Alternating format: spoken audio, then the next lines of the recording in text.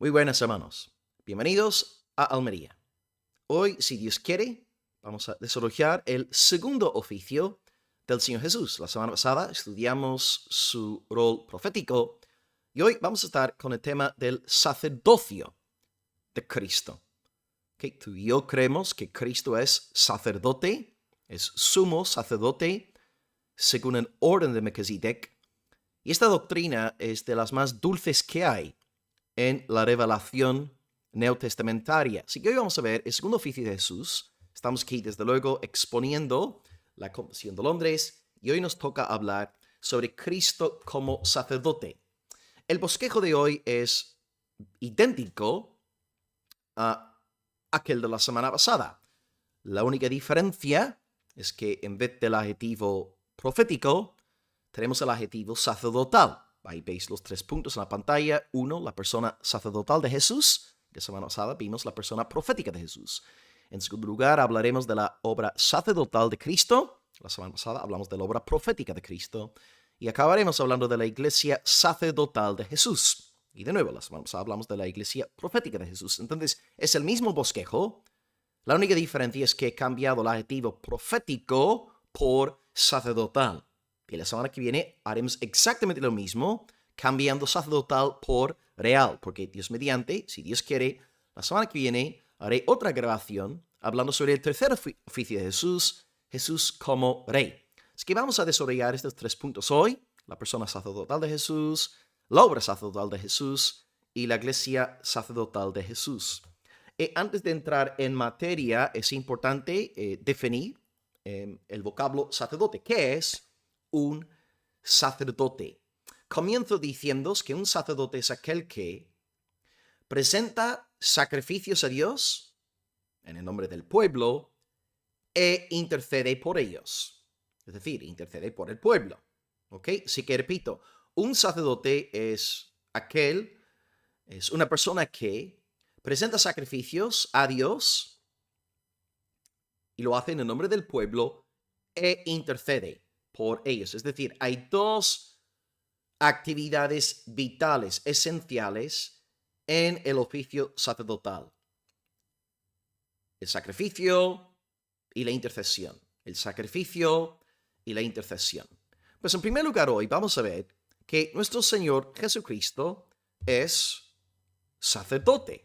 Él es una persona sacerdotal. Y vamos a demostrar esto a partir de la Biblia, explicándoos que Él tiene el título sacerdotal y Él desempeña una obra sacerdotal. Ok, en cuanto al título sacerdotal de Jesús, la Biblia dice abiertamente que Jesús es sacerdote. Creo que el texto más conocido en este sentido es Salmo 110:4, que es un salmo mesiánico. Dice Dios el Padre a Dios el Hijo: tú eres sacerdote para siempre, según el orden de Melquisedec. Esta parte de la escritura saldrá nombrada 6 veces en el libro de los Hebreos. Dios el Padre está diciendo al Hijo que Él es sacerdote. Dios es quien ordena a su Hijo al ministerio sacerdotal. Dicho sea de paso, en el libro de Hebreos, Jesús es llamado nuestro sumo sacerdote 3 veces. En Hebreos 3:1, 4:14 y 6:20. Así que Cristo tiene el título de sacerdote. Salmo 110:4, Él es sacerdote para siempre, según el orden de Melquisedec. Más allá de su título, Jesús desempeña una obra sacerdotal, que es sacerdote por título, pero también es sacerdote por obra. Y regreso ahora a mi definición original. ¿Qué es un sacerdote? Vamos a ver que esta definición se aplica perfectamente a Jesús. Hemos dicho que el sacerdote es aquel que presenta sacrificios en el nombre del pueblo a Dios y es aquel que intercede por el pueblo. Pues según las escrituras, Jesús hace estas 2 cosas. Es decir, Él presenta sacrificio a Dios por el pecado y además de eso, Él también intercede. Ahí tenéis un par de textos en pantalla. En primer lugar, Hebreos 7:27 dice que Cristo presentó sacrificio a Dios. Ahí está escrito que Cristo lo hizo una vez para siempre, ofreciéndose a sí mismo. Es impactante, ¿no? Cristo se ofrece a sí mismo. Es decir, Jesús es simultáneamente sacerdote y sacrificio. Él es singular, único, no hay nadie como Él. Él es sacerdote y sacrificio. Y número dos, según esta definición, Jesús también intercede. Hebreos 7:25, que es un texto de gran consuelo, diciéndonos de que Cristo puede salvar perpetuamente a los que por Él se acercan a Dios, viviendo siempre para interceder por ellos. Entonces, la definición original de sacerdote es aquel que presenta sacrificios por el pecado y ora e intercede, ¿cierto? Y ahora vemos que según Hebreos 7:27 y 7:25, Jesús en efecto lleva a cabo estas dos obras. Y aprovecho también para comentaros que casi todos los versículos que voy a poneros hoy en la pantalla son textos sacados de Hebreos. Si queréis estudiar el sacerdocio de Jesús, tenéis que leer el libro de Hebreos. Su tema central es el sacerdocio eterno y eficaz del Señor Jesucristo. Bueno, hermanos, podemos decir entonces que Jesús es sacerdote por título, Salmo 110:4, y podemos decir que Jesús es sacerdote por obra, Hebreos 7:25 y 27. Él intercede y presenta sacrificios por el pecado. La gran diferencia entre su sacrificio y aquel de los sacerdotes es que él se ofrece a sí mismo, pero él es sacerdote. Él cumple con las actividades sacerdotales. Ahora, yo quisiera deciros algo. Jesucristo es mucho más que un simple sacerdote. La semana pasada os comenté que Jesús es el profeta de profetas y ahora, si me permitís, quisiera deciros que nuestro Señor es el sacerdote de sacerdotes. Él es el sacerdote supremo. Yo quisiera utilizar 10 argumentos para defender esta noción. Es decir, la idea de que Jesús es el sacerdote eminente, número uno, el máximo, el más grande, el mayor sacerdote. 10 consideraciones en esta línea. ¿Okay? Hemos dicho que él es sacerdote por título y por obra. Y ahora quisiera demostraros que él es el sacerdote de sacerdotes. Él es superior a los demás sacerdotes. Ok, primer argumento. En primer lugar, como acabo de enseñaros, los sacerdotes sí presentaron sacrificios, pero según Hebreos 7:27, Jesús, bueno, es cierto, Jesús también presenta un sacrificio, pero la diferencia es que su sacrificio es él mismo. Él se ofrece a sí mismo. Por tanto, Cristo es superior a los demás sacerdotes. Porque número uno, los sacerdotes presentan sacrificios por el pecado. Jesús se presenta a sí mismo. Él es el sacrificio. Él es la ofrenda. La cruz es una especie de altar donde el Señor se presenta delante de Dios el Padre. Es que la primera muestra de la superioridad de Jesús es que, en primer lugar, donde los sacerdotes presentan sacrificios, Jesús se presenta a sí mismo. No hay ningún sacerdote del Antiguo Testamento que se presente a sí mismo en expiación por los pecados del pueblo. Ok, número 2. Los sacerdotes eran hombres, simples hombres. Aarón era hombre, Zacarías era un hombre. Pero Jesucristo, bueno, es cierto, Jesús es hombre, amén, él es verdaderamente hombre, defendemos su humanidad. No somos docetas, ni gnósticos, defendemos la plena humanidad de Jesús. Pero Jesús, además de ser hombre, es verdaderamente Dios. Y si leéis Hebreos capítulo 1, tenemos ahí una defensa magnífica, magistral, de la plena deidad de Jesús. Un texto que quisiera resaltar es el 1:8, Hebreos 1:8, donde Dios el Padre dice al Hijo, tu trono, oh Dios, por el siglo del siglo. Cetro de equidad es el cetro de tu reino. O sea, Dios mismo declara que su Hijo es Dios. Lo dice textualmente. Entonces, Jesús es superior a los sacerdotes porque ellos eran hombres, mientras que Él es el Dios hombre.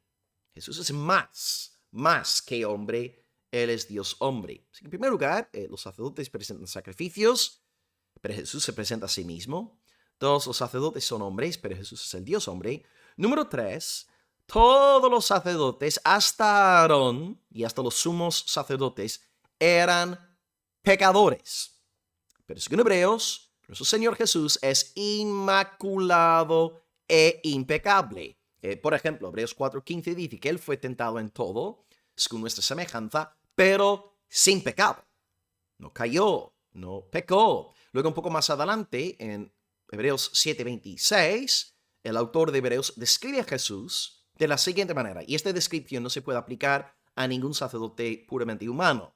Hebreos 7:26 dice que Jesús es santo, inocente, sin mancha, apartado de los pecadores, hecho más sublime que los cielos. Es imposible aplicar este texto a una persona que no sea Jesucristo. ¿De acuerdo? Entonces, Jesús es superior porque Él es impecable, inmaculado. Él es perfectísimo. Son 10 argumentos. Aquí tenemos algunos más. Número 4. Los sacerdotes del Antiguo Testamento tenían un ministerio temporal, pero el sacerdocio de Jesús es eterno. Una vez más, podría apelar a la cita que usé a principios de la clase, Salmo 110, versículo 4, que tú eres sacerdote para siempre. Para siempre. Es un sacerdocio ya eterno, según el orden de Melquisedec. También Hebreos 7:24 agrega que Jesús, por cuanto permanece para siempre, tiene un sacerdocio inmutable. ¿Verdad? Los sacerdotes ya no están presentando sacrificios delante de Dios, pero Cristo sí sigue desempeñando su oficio sacerdotal.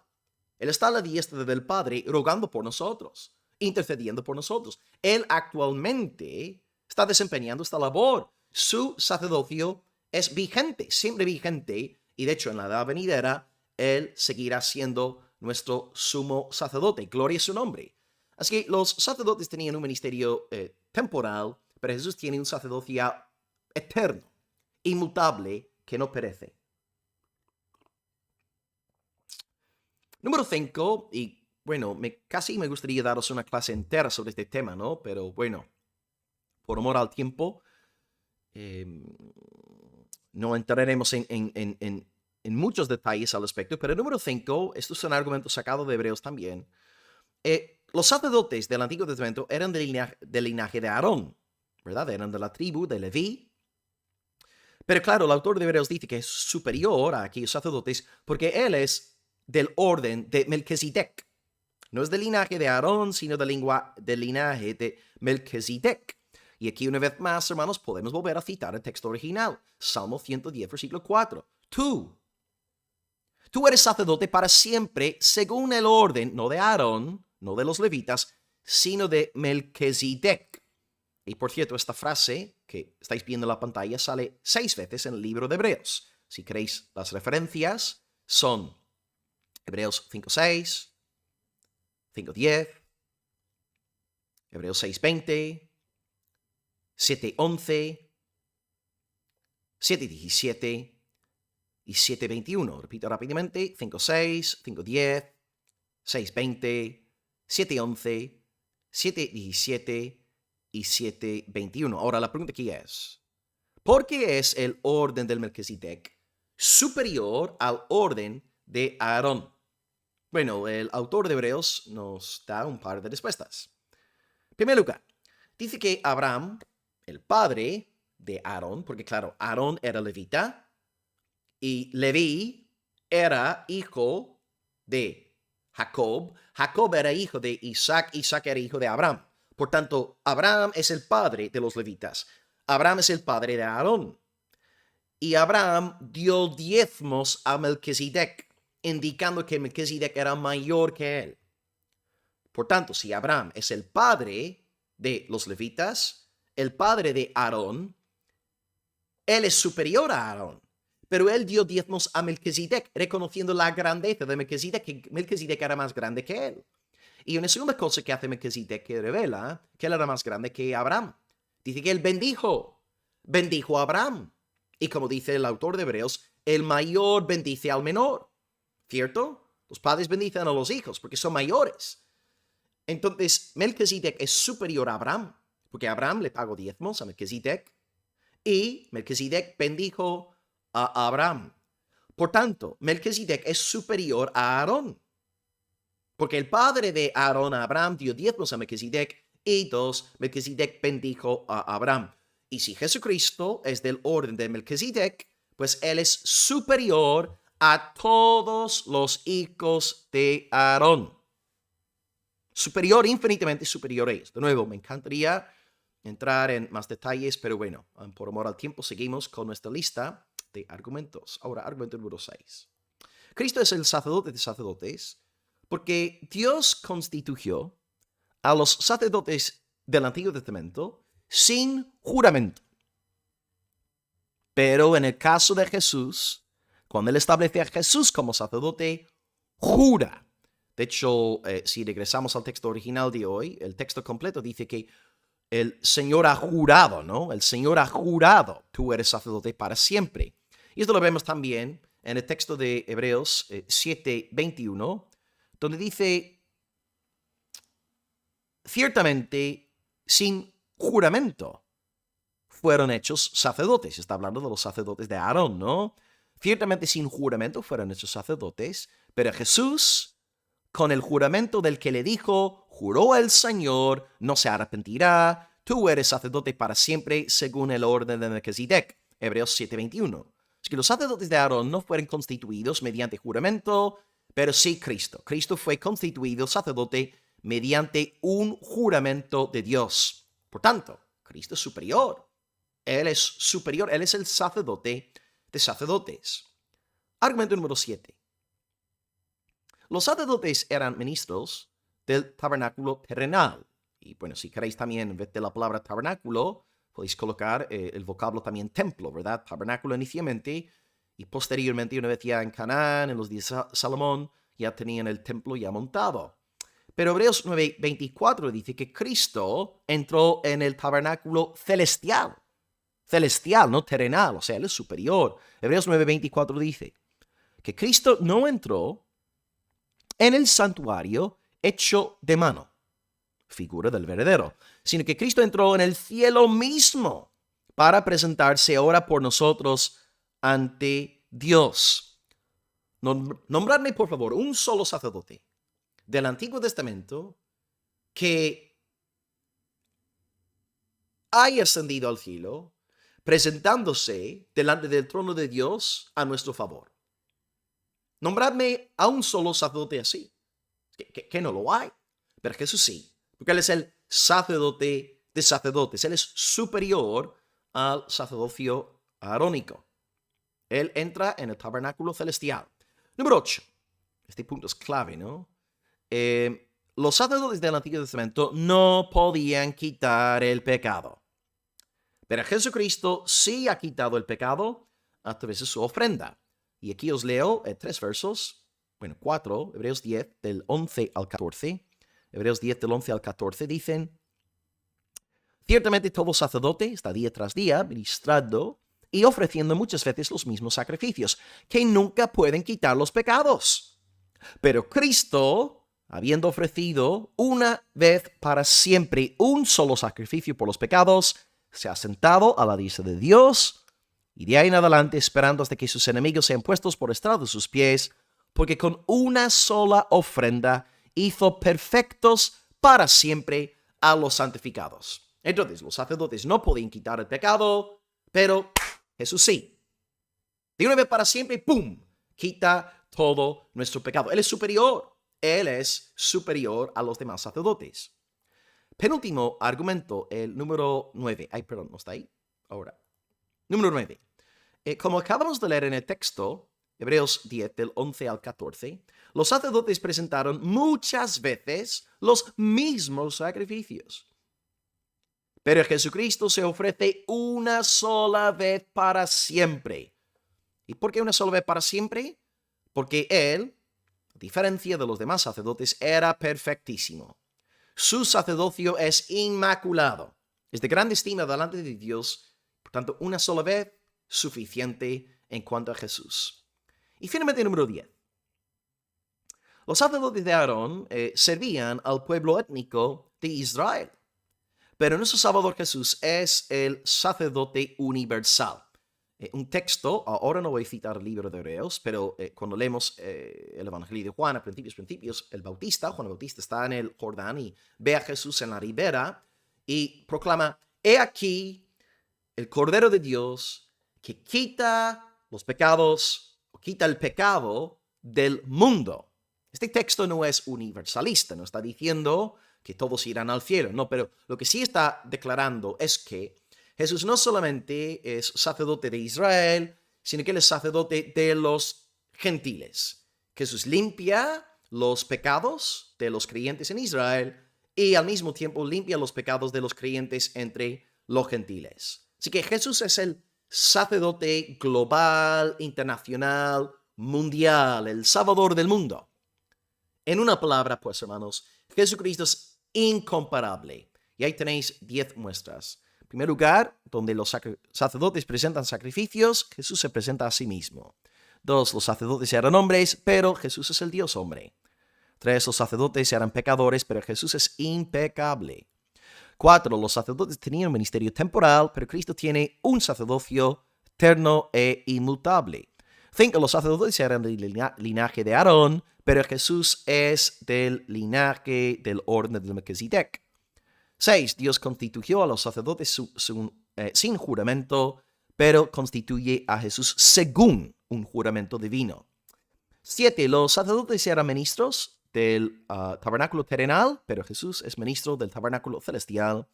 8, los sacerdotes no podían quitar el pecado, pero Jesús sí. Y finalmente, presentaron muchas veces los sacerdotes los mismos sacrificios. Jesús se presenta una vez y para siempre.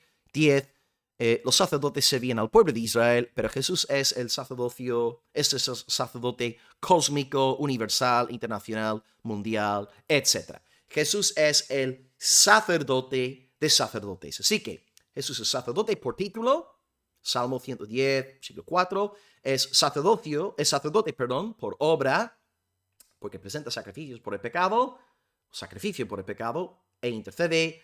Y ahora hemos visto que Él es el sacerdote supremo, el número 1, el sacerdote de sacerdotes, y todos los sacerdotes del Antiguo Testamento estaban de alguna forma apuntando hacia Jesús. Eran sombras del Salvador. Ok, ahora vamos a ver el segundo punto de la clase. Toma un poco de té. Y ahora, la obra sacerdotal de Jesús. Bueno, ya expliqué que Jesús desempeña esta obra sacerdotal, presentando sacrificio por el pecado e intercediendo. Ahora vamos a entrar aquí en más detalles, ¿de acuerdo? La obra sacerdotal de Jesús. Bueno, podemos apreciar su obra sacerdotal en ambos testamentos. Como siempre, esta faceta del ministerio de Jesús se revela más plena y claramente en el Nuevo Testamento, pero podemos ver destellos, rasgos, descubrir huellas de Jesús, su obra sacerdotal en el Antiguo Testamento. Así que vamos a empezar por el Antiguo y acto seguido hablaremos de la obra sacerdotal de Jesús ya en el Nuevo Testamento. En cuanto al Antiguo Testamento, hay dos linajes sacerdotales, hay dos órdenes sacerdotales, y bueno, acabo de nombraroslos, ¿verdad?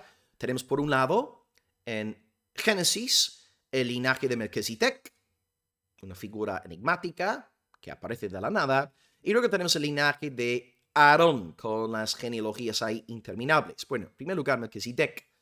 Vemos la persona de Cristo de alguna forma revelada a través de Melquisedec, según los factores que antes comentamos. Vemos la grandeza de Jesús en el sentido de que Abraham le paga los diezmos, y vemos también la grandeza de Jesús ahí reflejada en el sentido de que Melquisedec bendice a Abraham, indicando así que Cristo es superior a Abraham, a Leví, a Aarón, al sacerdocio del Antiguo Testamento. Él es superior.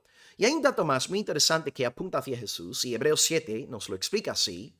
Dice que Melquisedec, a nivel etimológico, es decir, la raíz de la palabra, etimología, el estudio de las raíces de las palabras, a nivel etimológico, Melquisedec significa rey de justicia y rey de paz. Claro, es imposible ahí no pensar en Jesús. Él es el príncipe de paz, él es el príncipe de la justicia. Pero lo que me interesa ahora es el hecho de que Melquisedec es más que sacerdote. Él es sacerdote y rey. Y esto no ocurre en ningún otro lugar del Antiguo Testamento. No hay tal cosa como un rey sacerdote en el pueblo de Israel. Es que no hay. Y de hecho, cuando vemos a un determinado rey procurando desempeñar una función sacerdotal, ¡boom! Dios le envía lepra, ¿verdad? Entonces hubo una distinción muy clara entre el oficio real y el oficio sacerdotal. Jesús es rey y sacerdote a la vez, al igual que el Melquisedec. Si ahí vemos algo de la grandeza de Jesús reflejado, ¿no? En el sentido de que Abraham le da diezmos, Melquisedec bendice a Abraham, y luego Melquisedec es rey y sacerdote a la vez. Y todo esto nos hace pensar en la grandeza, la gloria del sacerdocio de Jesús. Y luego, en cuanto al linaje de Aarón, podemos ver 4 actividades desempeñadas por los sacerdotes de antaño que nos hacen pensar en Jesús. Y de nuevo son cosas que la Biblia desglosa, explica, describe y sobre todo en la carta a los hebreos. En primer lugar, los sacerdotes, según Aarón, no se nombraron a sí mismos, sino que fueron constituidos por Dios. Hebreos 5:4. Y Jesús no se nombró a sí mismo sacerdote, sino que el Padre decretó que él había de ser sacerdote para siempre según el orden del Melquisedec. Así que, en primer lugar, el nombramiento de Jesús como sacerdote es divino. No es que Jesús se escoja a sí mismo, es que el Padre decreta que el Hijo sea sacerdote. Número 2, el sacerdote es tomado de entre los hombres. Y de ahí la gran necesidad de la encarnación. Ciertamente Jesús tuvo que ser hombre para ocupar nuestro lugar en la cruz, pero una de las razones por las que Jesús tuvo que hacerse hombre fue para poder ser nuestro sumo sacerdote, porque el sacerdote es tomado de entre los hombres. Hebreos 5, versículo 1. Es que ya que Él tomó nuestra naturaleza humana, Él puede ser nuestro sacerdote. Y las actividades 3 y 4 ya han salido nombradas en esta clase. Actividad número 3 es que los sacerdotes del Antiguo Testamento presentaron sacrificios por los pecados. ¿Y qué hace Jesús? Él presenta sacrificio por nuestros pecados. Ahí podéis apuntar también Hebreos 5:1, donde habla de que los sacerdotes presentaron sacrificios. Y actividad número 4, que hemos visto también, intercede. Los sacerdotes intercedieron, y si queréis una referencia, según de Crónicas 30, versículo 27. Por tanto, en Melquisedec y en el sacerdocio arónico podemos ver destellos, huellas, rasgos del Señor Jesús. Pero claro, el Antiguo Testamento es una sombra.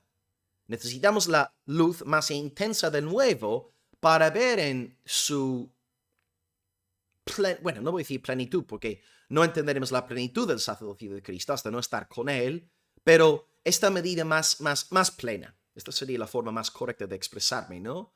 En el Nuevo Testamento vemos claramente, más claramente, esta obra sacerdotal de Jesús. Y claro, en el Nuevo Testamento hay 2 grandes obras del Señor. De nuevo, Cristo presenta sacrificio por el pecado e intercede. Ahí tenéis un par de referencias.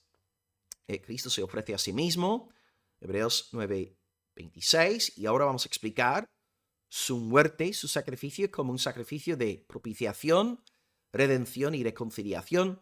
Y número 2, Cristo como sacerdote en el Nuevo Testamento también intercede por su pueblo, Hebreos 7:25. Ok, en primer lugar, entonces, Jesús es sacerdote porque Él presenta sacrificio por el pecado. Y como hemos venido comentando, la diferencia es que su sacrificio es Él mismo. Él es el sacrificio. Él es la ofrenda. Él es el cordero. Él se entrega a sí mismo para quitar el pecado del pueblo de Dios.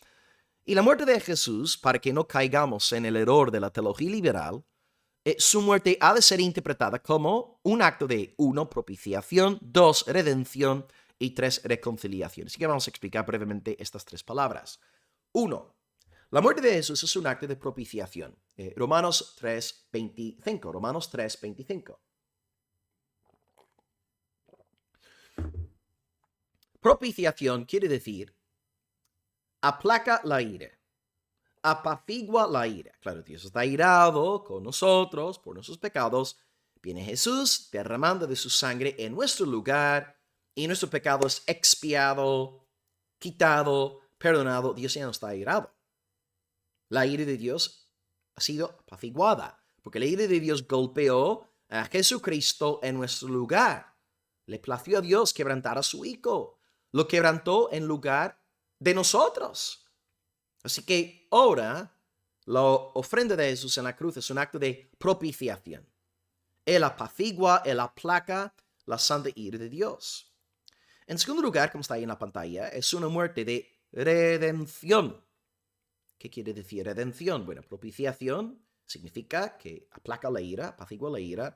Redención significa rescatar o liberar a través de el pago de un precio.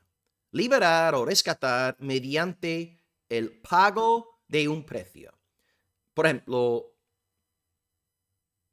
Marcos 10:45, porque el Hijo del Hombre no vino para ser servido, sino para servir y para dar su vida en rescate por muchos. Entonces, Jesús en la cruz está pagando por los pecados de su pueblo. Está presentándose delante del Padre, ¿verdad? Comprando a estos escogidos redimidos. Así que el pueblo de Dios, gracias a la muerte de Cristo, disfruta de propiciación, disfruta de redención. Ahora es un pueblo libre, un pueblo rescatado mediante el pago de un gran precio, la sangre de Jesús. Y número 3, de nuevo, según la pantalla, es una muerte que es un acto ya de reconciliación. La muerte de Jesús permite que el pueblo de Dios esté en armonía con Dios. Como referencia podéis apuntar 2 Corintios 5:19, donde está escrito que Dios estaba en Cristo, reconciliando consigo al mundo, a los gentiles, no tomándoles en cuenta a los hombres sus pecados. Entonces, una vez más, por medio de la muerte de Jesús, el creyente es reconciliado con Dios. Ya no hay enemistad. Dios ya no es fuego consumidor, no busca devorar a su pueblo, sino más bien entre Dios y su pueblo hay paz, hay amor, hay compañerismo, hay cariño, afecto, hay gozo. Y todo gracias a Jesús. Así que Jesús en su muerte está desempeñando una labor de propiciación, redención y reconciliación. En segundo lugar, Cristo también intercede por su pueblo. Empezamos la clase definiendo la labor sacerdotal como una labor de presentar sacrificio por el pecado, una labor de interceder, intercesión. Según Hebreos 7:25, Jesús está orando, intercediendo por nosotros. Ahora, al igual que en el caso de su sangre derramada, su intercesión no es para todo el mundo. Juan 17:9, ¿no? Cuando yo era arminiano, yo quería quitar ese versículo de la Biblia. Juan 17:9 dice, yo no ruego por el mundo, sino por los que tú me diste. Y ya que la obra sacerdotal de Jesús es una sola, ¿verdad? Él ruega por aquellos que le fueron dados en la eternidad pasada y él derrama de su sangre por ellos. Él muere por ciertas personas e intercede por ciertas personas, porque su obra sacerdotal no se puede romper, es una sola. Él muere por un pueblo e intercede por ese mismo pueblo. Thomas Watson, en su bello libro, El Tratado de Teología, dice, la eficacia de la oración de Cristo no se extiende más allá de la eficacia de su sangre. Pero esta fue derramada solo por los elegidos. Sus oraciones, pues, los alcanzan únicamente a ellos. Hay una perfecta unidad entre la labor sacerdotal de Jesús, su muerte expiatoria y su vida de intercesión no se pueden separar. Por tanto, Cristo intercede por aquellos por los cuales murió en la cruz del Calvario. Cristo intercede por sus redimidos. Entonces hemos visto que en el Nuevo Testamento vemos claramente la obra sacerdotal de Jesús, ya que en el Nuevo Testamento por fin Él presenta ese sacrificio, el sacrificio que es su propia vida y luego intercede por nosotros. Está actualmente clamando. ¡Qué consuelo! Entramos ahora en la última parte de la clase de hoy, punto número 3. Y al igual que la semana pasada, vamos a ver una serie de bendiciones que recibimos en virtud del oficio de Cristo. Y esta vez vamos a ver el oficio sacerdotal. Quisiera nombraros entonces 4 beneficios, 4 privilegios que recibimos nosotros por ser el pueblo sacerdotal de Cristo. La primera. Gracias a la obra sacerdotal de Jesús, recibimos la triple bendición de propiciación, redención y reconciliación. Así que de nuevo, yendo palabra por palabra, propiciación, Dios ya no está airado con nosotros. Es decir, Dios puede disciplinarnos, pero nunca nos condenará. Esa es la diferencia. Dios disciplina a sus hijos, pero no los condena. Redención, ahora somos libres. El pago de la sangre de Cristo ya se dio, ya se entregó a Dios el Padre. Es que somos libres. Y reconciliados con Dios. Ahora hay paz, ahora hay armonía, disfrutamos de comunión con el Padre. No temblamos pensando que nos va a fulminar. No, hay paz entre nosotros y Dios gracias a Jesucristo. Así que como pueblo sacerdotal recibimos la bendición de la propiciación, la redención y la reconciliación, y todo gracias al bendito Salvador Jesucristo. La segunda bendición está ahí también en la pantalla. Recibimos también la intercesión de Cristo, que para mí es, una de las verdades más hermosas de la revelación escriturística. Es de gran consuelo para el pueblo de Dios saber que cuenta con un fiel sumo sacerdote a la diestra del Padre. Él está rogando por nosotros, y a mí personalmente abro mi corazón diciéndoos que me da mucho alivio saber que mi salvación eterna no depende de mis logros espirituales, sino únicamente de la obra sacerdotal de Jesús. Una vez más os cito unas palabras de Thomas Watson aquí, que este libro es un clásico, ¿no?, de la época puritana. Él dice: los santos perseveran en la fe porque Cristo persevera en la oración. Me encanta esta frase, es para publicarla en las redes sociales, ¿no? Los santos perseveran en la fe porque Cristo persevera en la oración. Y luego agrega también en otra parte de esta obra: una palabra de la boca de Jesús es más que si todos los ángeles del cielo estuvieran rogando por ti. Repito, una palabra de la boca de Cristo es más que si todos los ángeles del cielo estuvieran rogando por ti.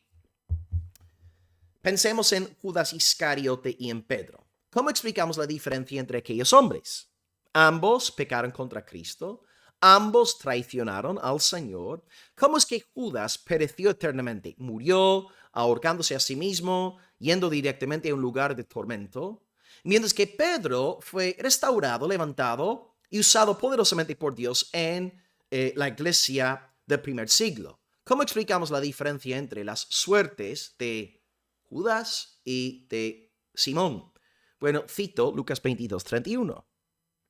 Simón, Simón, he aquí, Satanás os ha pedido para zarandearos como a trigo, pero yo he rogado por ti, que tu fe no falte.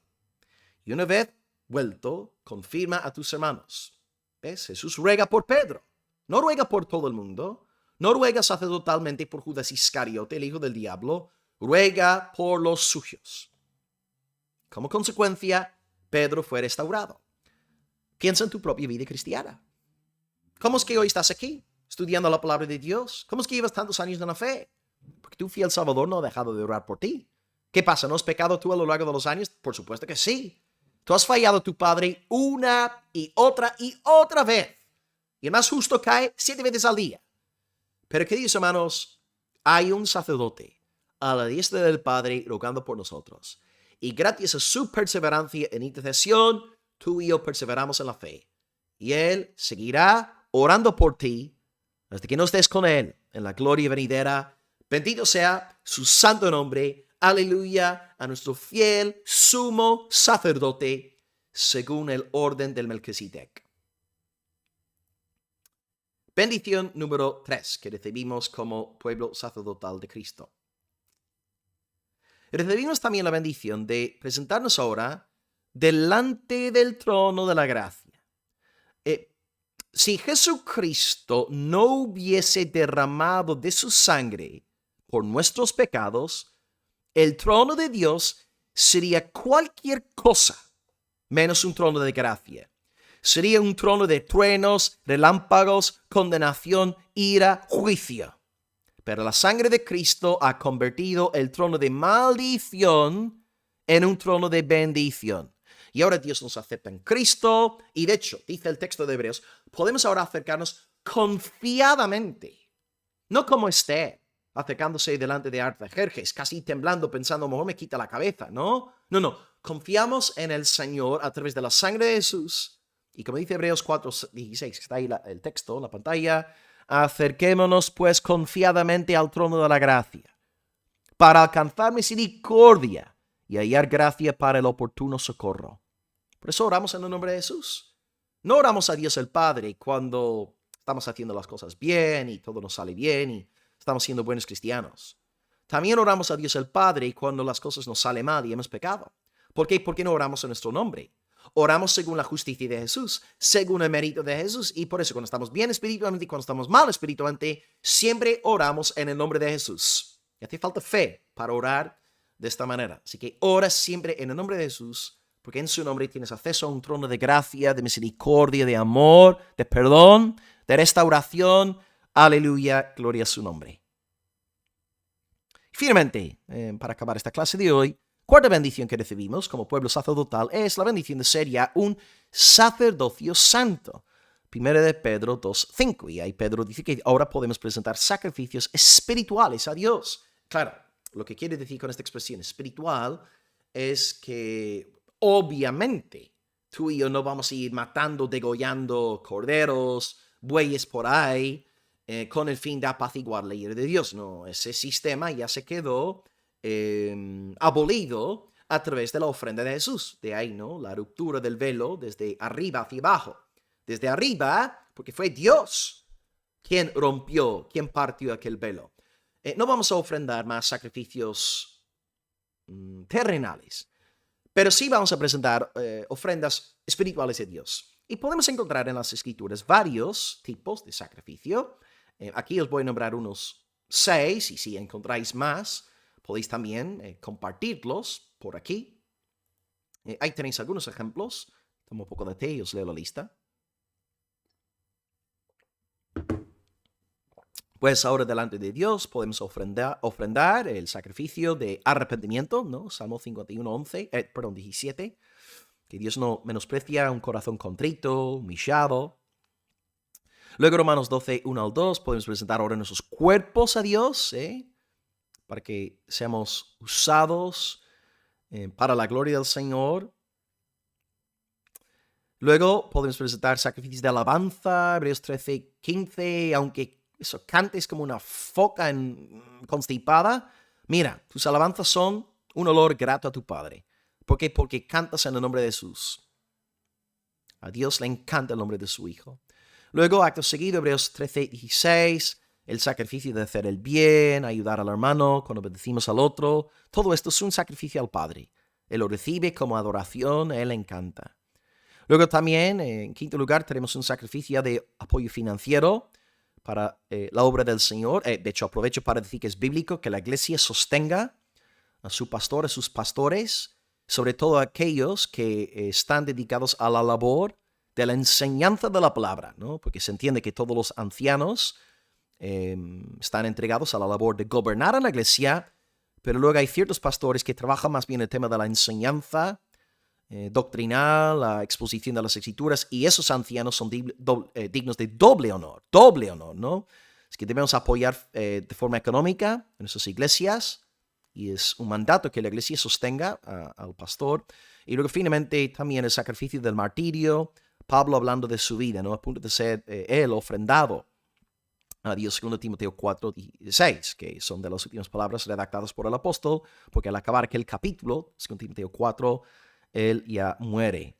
Bueno, hermanos, en conclusión, el pueblo de Dios es el pueblo sacerdotal y contamos con varias bendiciones gracias a Cristo. primer lugar, tenemos la triple bendición de propiciación, redención y reconciliación. En segundo lugar, disfrutamos de la intercesión de Jesús. En tercer lugar, ahora podemos acercarnos al trono de la gracia.